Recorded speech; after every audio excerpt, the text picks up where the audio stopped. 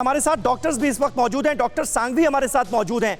Doctor Sanghvi, ये virus जो है ये अपना रूप बदल रहा है, ये अपने आप में कितनी बड़ी चुनौती है और ये फ्लोरोना जो है ये क्या बला है, अब इससे कितना सावधान रहने की जरूरत है?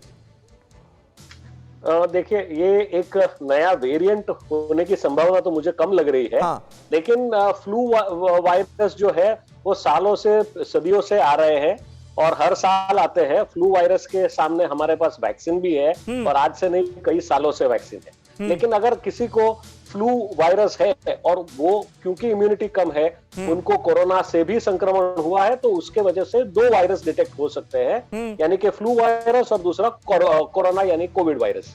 सो ये दोनों के होने से ज्यादा डरने वाली कोई बात नहीं है। ट्रीटमेंट में कोई चेंजेस नहीं आते। ट्रीटमेंट जैसे फ्लू के भी हम सिम्टोमेटिक ट्रीटमेंट ही करते थे, वैसे अभी भी उनका सिम्टोमेटिक ही ट्रीटमेंट करना चाहिए।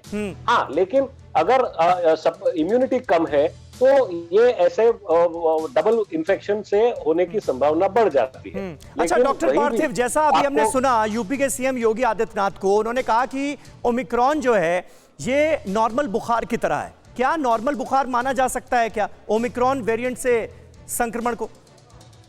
नॉर्मल बुखार तो नहीं कहना चाहिए। बुखार यस इट बिहेव्स, उसका जो बिहेवियर है वो शायद नॉर्मल बुखार का है। यानी कि नॉर्मल बुखार आता है, हम गोली पैरासिटामोल लेते हैं, चला जाता है, एक दो दिन में चला जाता है।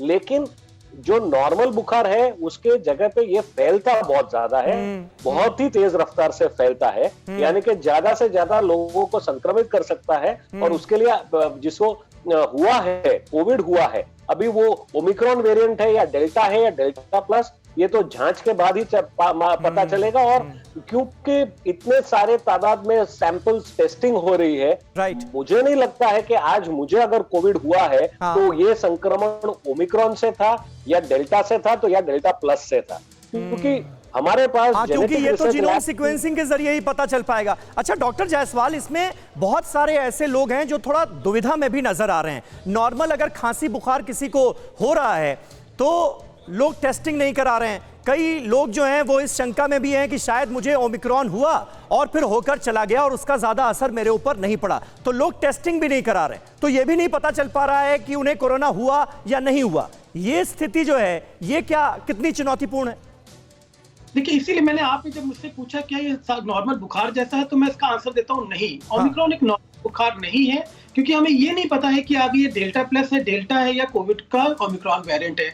इसलिए जितनी ही सावधानी हमने पहले रखी थी उतनी सारी सावधानी रखनी है। अभी जो हम टेस्टिंग कर रहे हैं, जो हम लोग डेली देश में टेस्टिंग कर रहे हैं, वो 1/3 1/4 है जो हम पहले करते थे, जो हम लोग वेव के समय जून जुलाई अगस्त में करते थे।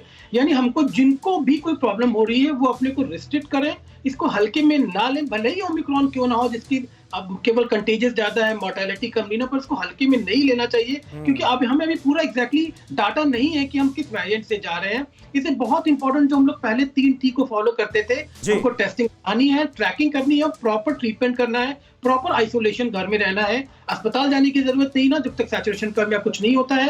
मगर सबसे इंपॉर्टेंट है घर पे रहें और अपना जितने भी वायरस के अगेंस्ट में हम डॉक्टर की सलाह होती है, हाइड्रेशन। बिल्कुल यही वजह है कि तमाम जो एक्सपर्ट्स हैं वो ये सलाह दे रहे हैं कि ओमिक्रॉन भले ही ज्यादा खतरनाक ना हो, डेल्टा वेरिएंट जितना खतरनाक ना हो, लेकिन आपको सावधान और सतर्क रहने की जरूरत है। योगी आदित्यनाथ ने भी इस बात का जिक्र किया कि सतर्कता की जरूरत है, सावधानी बरतने की जरूरत है। अड़ी सोमवार से शुक्रवार शाम 6 बजे सिर्फ TV9 भारतवर्ष पर।